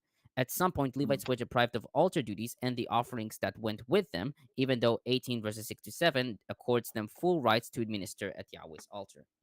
Yeah, I also forget which century it happened in, but there was the issue with the Zadokite priesthood, which was like right after they were like descendants of, they were like a certain tribe of Levites, right? Where they tried to basically subvert the more general Levitical priesthood.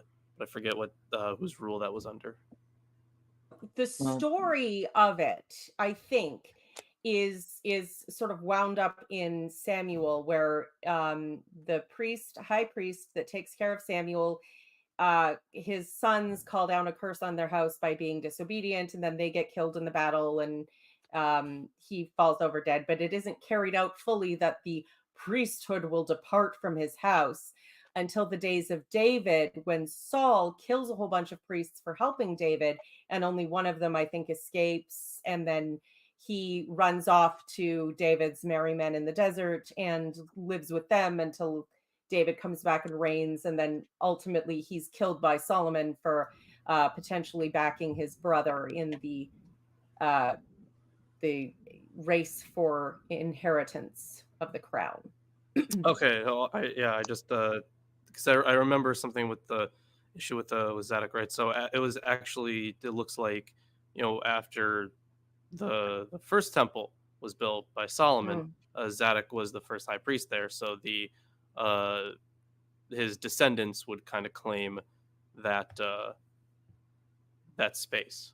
But they seem to have been known not to have necessarily descended from the same line as the original Aaronic priesthood. And so the whole story that I just skimmed over very briefly may have been put in as a justification. I'm not sure. It's obviously hard to put it together, but it definitely, they took over during the time of David, and were finally totally replaced the previous family under Solomon. Okay, I'll continue. On verse 15, Lundbom comments, The law on sacrificial animals has been spelled out in verses 5 to 14, the final verse stating that burnt offerings of domestic animals are to be made at the central sanctuary. Now comes an exception, namely the slaughtering and eating of non-sacrificial animals in one's own town. In the present verse and in verse 21, the verb zevach means simply slaughter and not slaughter to sacrifice. Earlier, all slaughter was sacrifice, but now the term is divested of its sacral meaning and can refer to the slaughter of any domestic animal for food, as seen in 1 Samuel 28:24 and 1 Kings 19:21. Rashi, however, says the directive refers not to the slaughter of animals for any ordinary meal, but to the slaughter of consecrated animals having a blemish, which, after being redeemed, may be eaten anywhere. The interpretation is found in the Qumran Temple Scroll, 52 verses 10 to 12, where verse 15 to 16 or verse 22 to 23 have been inserted into a ruling about eating blemished animals in one's town. But the directive here appears to be broader in scope, referring to slaughtering and eating as much meat as one desires, as Yahweh has blessed with abundant herds and flocks. On verse 16, pour it out on the ground like water. Weinfeld comments, these words are repeated in 1523. Leviticus 17:13 describes the same procedure regarding game meat. However, it says not only to pour the blood, but also cover it with earth. The difference is not so significant as it seems on the grounds of what Ezekiel 24:7 says. The verse in Ezekiel, which refers to blood in terms of the guilt of shedding blood, which is the result of violence, differentiates between shedding blood on bare stones and pouring it on the ground, which can be covered with earth. Pouring blood on the ground is closer here to the intention of covering it with earth. It is possible that the verse here alludes to the intention to perform a positive action of covering the blood, as in Leviticus 17:13. In any case, the blood that is spilled on the ground and not on stone is absorbed in it, like water. The comparison to water may imply a lack of appreciation for blood, but it should be noted that water was always an expensive thing in the ancient Near East. Verses 17 to 19, Tigay comments, not only is sacrifice restricted to the chosen place, so is the eating of the sacrifice. The text states that this explicitly in order to make clear that the new freedom to eat non-sacrificial meat at home will not mean that sacrificial food may be taken home and eaten there after undergoing the sacrificial procedure in the chosen place. The entire household must travel to the chosen place and eat the sacrificial food there before the Lord, so as to experience the religious influence of the place. Oh, so it was like an outdoor barbecue. Yeah, except that it's a religious barbecue, sacrificial yes. meal, so it's kind of awkward to see the chickens nailed to the crosses like that. Oh. Oh, I mean, honestly, this doesn't seem that unusual that, every fall you'd have a big harvest festival, you'd kill lots of animals, you'd, smoke your bacon and harvest your grains and, bring out your wine that's been fermenting from the year before, and you just have a big old party and eat everything you could until you fall over. That seems to be a pretty normal human thing to do. The obsession Until you with get to blood the is point where you're like, hey, Johnny, you're my firstborn, right? Mhm. Nope. Yeah. Yeah, I finished my commentary on this part. Okay. Nice. Lawrence, were you done with this one? Yeah, I didn't have anything to say on this. Dare we? Oh, we're not actually done with this Yeah. chapter, though, are we? No, we're No, not. no. Yeah. Okay, I'm sorry. I'm sorry. For a moment, I thought we were. Go ahead. Yeah, Oh no, you wait, read it, it's Howard. me. It's You me. gotta isn't it? read. Yes, yeah. yes, you are. Yeah. Yes. So for verse 20, Yes. when the Lord your God enlarges your territory as he has promised you, and you say, I'm going to eat some meat because you wish to eat meat, you may eat meat wherever you have the desire. If the place where the Lord your God chose to put his name is too far from you, and you slaughter as I have commanded you any of your herd or flock that the Lord has given you, then you may eat within your towns whenever you desire. Indeed, just as a gazelle or a deer is eaten, so may you eat it. Mhm. The unclean and the clean alike may eat it. Only be sure that you do not eat the blood, for the blood is the life, and you shall not eat the life with the meat. Do not eat it. You shall pour it out on the ground like water. Do not eat it, so that it may go well with you and your children after you, because you do what is right in the sight of your Lord. But the sacred donations that are due from you and your votive rights you shall bring to the place the Lord will choose. And you shall present your burnt offerings and the meat and the blood from the altar of the Lord your God. The blood of your sacrifices will be poured out beside the altar of the Lord your God. But the meat you may eat. Be careful to obey all the words that I command you today, so that it may go well with you and your children after you forever, because it'd be a shame if something were to happen to them. Because you will be doing what is good and right in the sight of the Lord your God. Anybody want me to stop here? Or you want me to keep No, going? finish this All right. chapter. When the Lord your God has cut off before you the nations whom you are about to enter and dispossess them, when you have dispossessed them and live in their land, take care that you are not ensnared into imitating them after they have been destroyed before you. Do not inquire concerning their gods, saying, how did those nations worship their gods? I also want to do the same. You must not do the same for the Lord your God, because every abhorrent thing that the Lord hates, they have done for their gods. They would even burn their sons and their daughters in the fire to their gods.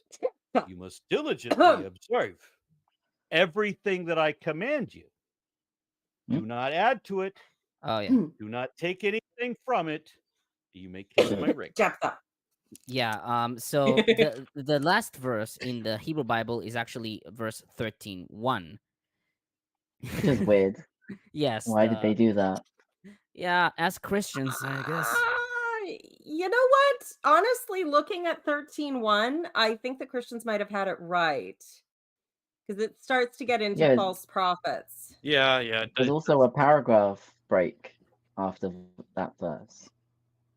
I mean, either way, like the verse division never really matters too much. I mean, it can get a little confusing, Yeah, but it's it just doesn't for really like do anything.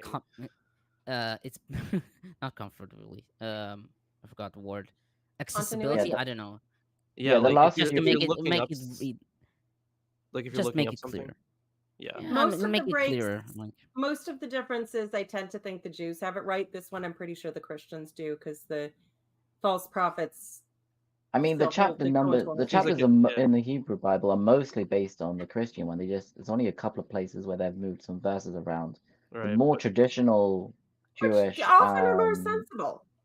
yeah, the more Jewish system is what is the Torah portions, and actually the last few of them have been like in the middle of some of these chapters. right. Mm.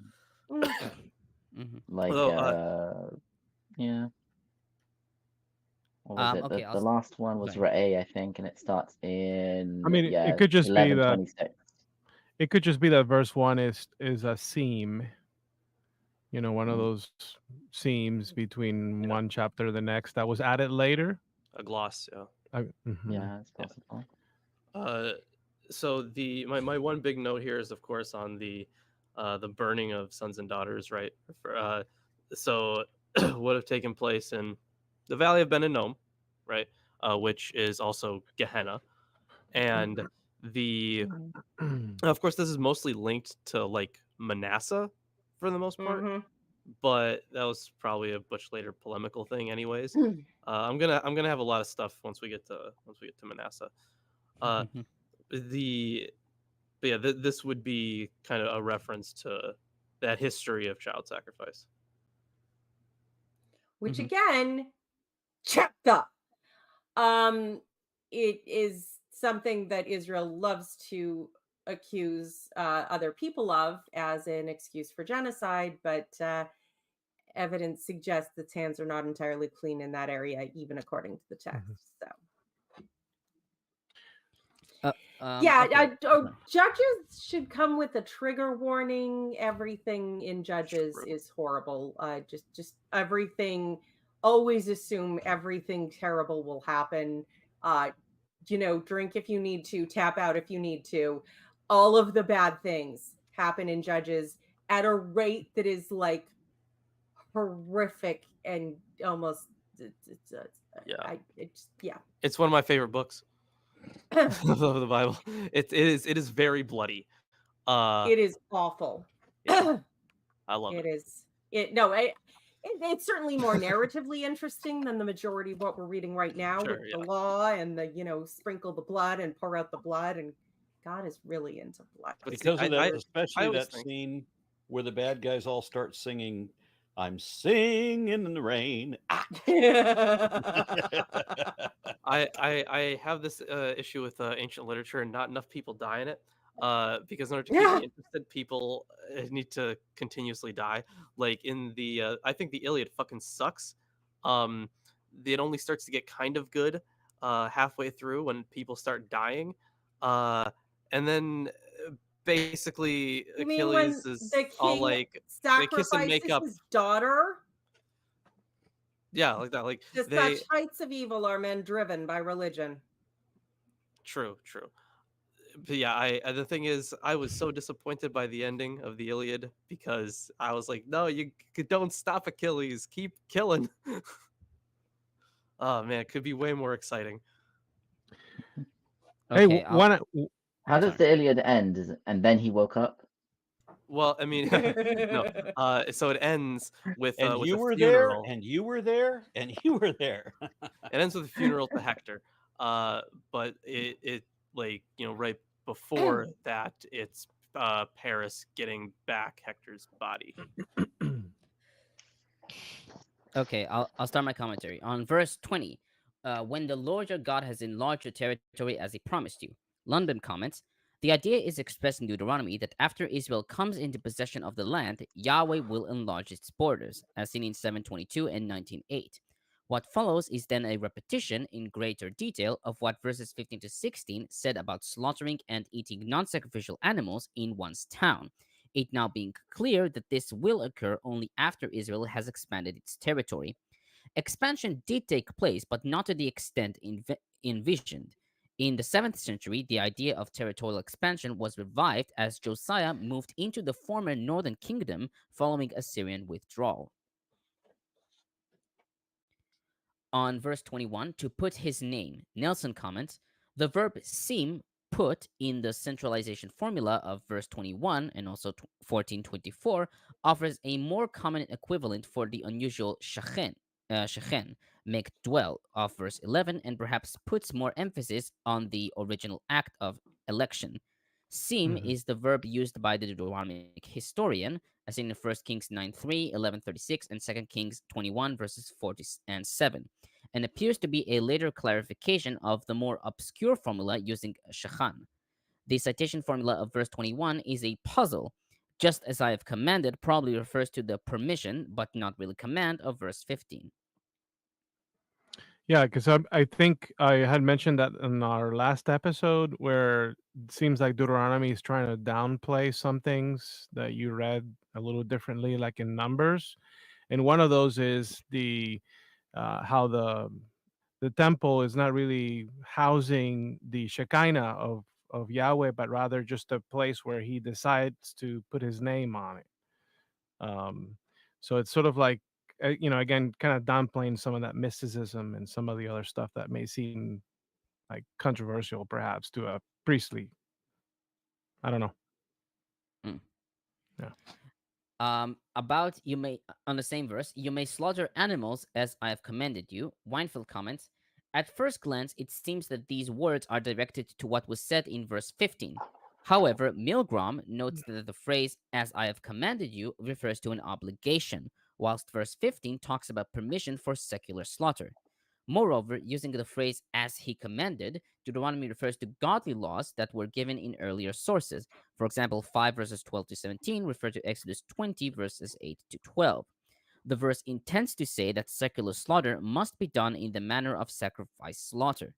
There's nothing in the slaughtering laws there's nothing in the slaughtering laws any reference to the technique, but it seems that the verb shachat in Hebrew slaughter itself specifies a specific method of cutting the throat. The difference between zavach and shachat, both indicating sacrifice slaughter, is that shachat is more limited and technical, perhaps slaughtering by cutting the throat. On verse 23, you must not eat the life with the meat. Although in the plain sense, this is just a paraphrasing of the first part of the verse, Chazal in the Talmud Chulin 102b interpreted it as another prohibition to not eat, quote, a limb from a living animal, end quote, i.e. a limb that was removed from the animal whilst it was still alive. Why would that? I thought that's one of the 7 Noahide laws. Why would that be here? Really? Because it says you shall not eat the hanefesh, the life, No, with the meat. Oh, I'm sorry. saying I'm almost sure it's supposed to be one of the unique 7 Noahide laws, like a law that was given before Sinai, like for all people. Was it? Let me check. I real do quick. not I- remember the Noahide I laws. think It is one of so. the 7 It- Noahide Oh, yeah, laws. yeah. Is Yes, that it the is. one with the you It's the don't last drink one. blood and don't boil a calf in its mother's milk and all that kind of stuff? No. So No, it's the do not eat the limb of a living animal is one of the Yeah, 7 but Noahide laws. yeah. And It appears in Genesis 9:4, but okay, yeah, the one in makes sense. Deuteronomy talks about like secular meat or like meat Oh, that yeah, was right. That's right. You're done talking through about secular slaughter. slaughtering. Yeah. Yes. Well, the thing is that wasn't it where the temple or the priests working in there, they not only slaughtered animals for sacrifice, but they slaughtered animals for daily consumption. Mm. So it's almost like a monopoly on the butchery business. You know? and the Jews are not the only people who did that. There was at least one city state in Greece where there was an issue for the Christians because all the meat was basically dedicated to whatever god, the slaughter, just the stuff you buy at the Right. market, like the normal. And so they were Yeah. like, Mhm. "Hey, but I want steak. I want Right. ribs, dude. Not cool." It- and that was why that provision in verse 14 or 15 where it says, if you're too far, you can still eat the meat, but just do it in the way that we are prescribing you to do it or whatever. It's Mhm. because that's the thing. That was one of the objections. Well, if we are just gonna have one temple, I'm too far. How am I gonna take my my future meat to be slaughtered in there? I can't go there, so I'm gonna have to find me a closer temple to do it. And Yeah. so that's where that might be happening, I think. Oh, absolutely. It absolutely has the flavor of overcoming objections to the sale of the Yahweh temple alone in Jerusalem, only that one. Because, maybe Yes, you can make a trip once a year, but you can't go every time you want a steak. that might be the source of kosher slaughter being so specific and almost ritualistic and no blood at all and draining and salting and all of that. It might the very specific training probably might come from if it was a Levitical or priestly practice to do all of the slaughtering, then they would have been the ones training the Israelites to do secular slaughtering in the same way, and then you must slaughter in the way that the God has commanded you or whatever. It would I still just provide them a sorry. job. Sorry. Yeah. No, I was I- thinking about what we were talking about, them being dispossessed of their jobs because all the other temples are being Yeah, closed and burned, and even if they're not. Yeah. yeah, I But just it want to also sorry. yeah. no, it also strikes me that a lot of this more specific and a bit odd dietary restrictions tend to line up very much with um, the eating habits of Bedouin people, of traveling, people who would travel around with camels and have this herdsman lifestyle through the desert. They would boil meat in milk. They would literally take blood from a living animal and make like a blood pudding. Sometimes even at times, like perhaps cutting a piece of meat off of a chunk out of a cow instead of slaughtering the whole cow.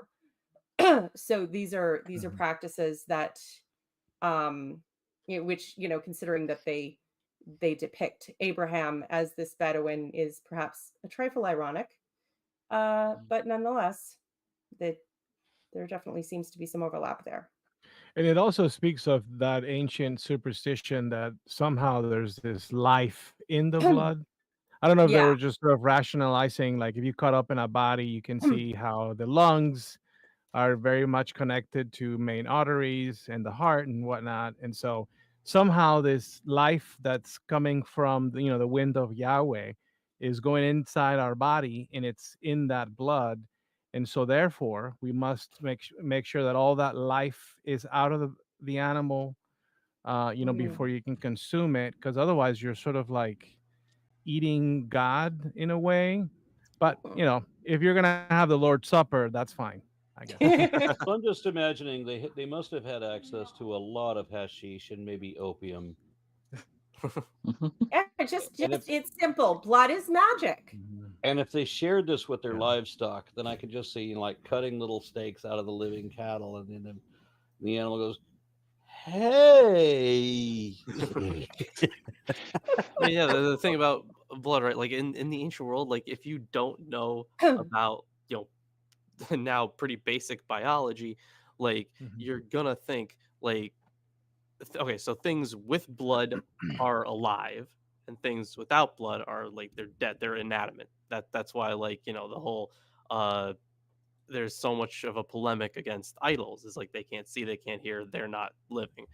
And the idea of if someone starts losing a bunch of blood in a war or something, they're gonna die. Their life force is going away from them. So I think in that kind of time it would be reasonable to go like, oh, the blood is the thing. Like, yeah, blood's very important, but like the idea of life and consciousness would have been such a weird thing to explain for them, I think. So Yeah. like, having blood make you alive, or be the thing that keeps you alive at least, is I mean, I don't know. To me it seems to just fit. It's not the craziest thing that primitive people have come up with. And I mean, they definitely saw people bleed out. If literally anything we've read about the history here relates to anything that ever happened, they saw a lot Got of a people comment to bleed out. read. It says, "I get more out of knowing from blasphemy than church, because God works in mysterious ways." He really Thanks, does. everybody. I get comments like that on like my church history videos quite often from Christians. They're like, I've learned more about church history here than I have in church or like Sunday school or anything. So like maybe because I actually do the work. Now that was actually a personal goal, that I had, and that's why I invited Mark on. When after I had you on, I invited you. I didn't invite the others, but I'm happy they showed up, and everybody brings their own thing, because I don't know what everybody has, until I've met them and see them perform and everything. But I mean, this was the goal that I had. I want to have a better understanding of this book. It wasn't just to make fun of it, as others have accused. I didn't include this on my commentary, but I just wanted to mention two things. First, I really like Ibn Ezra, who is efficient in his commentaries, and about the because the blood is the soul, or something like this, Adam or Nefesh. He writes with one word, pirashtiv, which means I've explained this already. yeah, just go read what I said. Genesis 9:4. Yeah. And I also like Sfono's comment on make sure that you do not partake of the blood. He writes, even though you hope that by eating the blood you will be able to divine the future, as do the demons, as our sages said in Chagigah 16, that upon eating blood one can hear the future in the same manner as do the ministering angels. You can hear the future.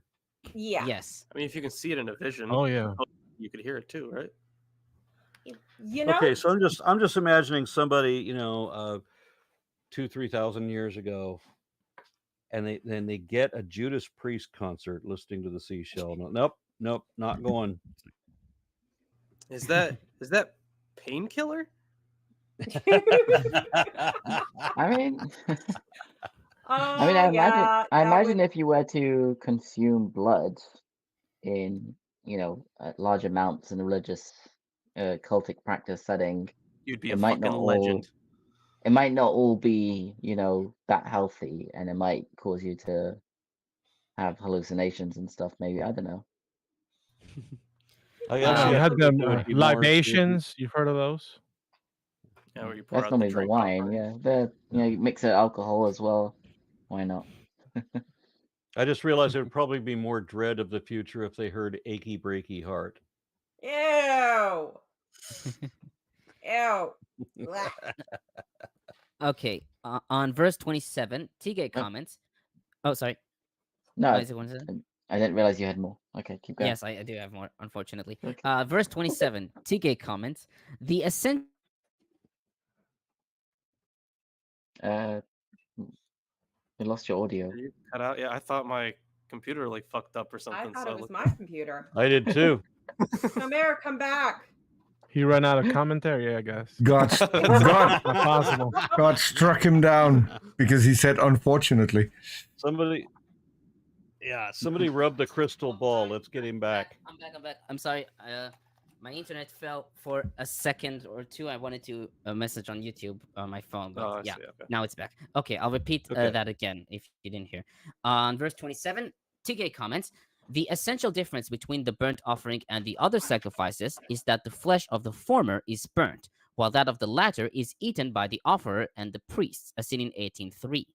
In both cases, the blood is poured on the altar. The text says nothing about what to do with the entrail fat of the animal, whether slaughtered sacrificially or secularly. According to Leviticus, it is burnt as part of the sacrifice, and eating it is a serious offense, as in Leviticus 3:17, 7:23 and 25, and 17:6. The halakha assumes that Deuteronomy prohibits its consumption in the case of secular slaughter as well, but Leviticus explicitly rejects the fat of, quote, animals from which offerings by fire may be made, end quote, in Leviticus 7:25, i.e., quote, fat of ox or sheep or goat, end quote, in verse 23, and not fat of gazelle or deer. Since Deuteronomy states that meat from secular slaughter is eaten, quote, as of the gazelle and the deer, end quote, in verses 15 and 22, it seems that it does You not rub it. prohibit the consumption of fat removed from secular slaughter. Oh, well, that's good. Well, And where there's fat, there's flavor. It's not good in cooking to have no access to fat at all. You guys are making me hungry. and Me too, actually. Sorry. I'm gonna go for a burger. What a nice steak. Okay, on finally on verses 29 and 30, 29 to 31, Nelson comments, this transitional and introductory paragraph forms a bridge between sections.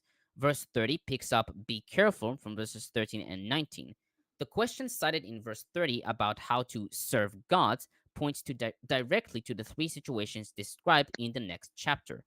Verse 31 repeats the whole of verse 4 and subtly previews primary vocabulary for chapter 13.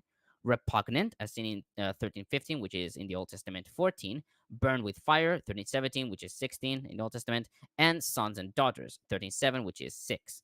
Verse 31 employs the rhetorical shock value of child sacrifice, the most appalling, repugnant thing, quote unquote, conceivable, to motivate the elimination of pagan worship. Child sacrifice provides a concrete, particular example of the sort of religion Yahweh hates. It also motivates the repudiation of other repugnant things, quote unquote, in the chapters to follow. That's it from my commentary. And you're muted, Aaron. Aaron. Aaron, you're muted. He doesn't know. Don't tell him. I was just thinking how to serve gods with fried onions blackened with butter and plenty of pepper. There you go. Well, I guess it depends how long you leave the dry rub on for, but Tastes divine. yeah. Wow. Oh, All right. God. So we obviously aren't going to squeeze in. We're over time. Anything else beyond this? So, and I've got to jump to another show like immediately after this one, so I'm going to have to bail right away. But we're doing Deuteronomy 12 on 13. Saturday. 13. 13. We're doing 12, 13 on Yes. Saturday. All right, very good. Just making sure. Thank you. Mm. All right, I'm gonna say goodbye. Everybody else. Bye, See ya. everybody. Thank you. Bye bye, Good night. everyone. Bye. Check the Night. Discord.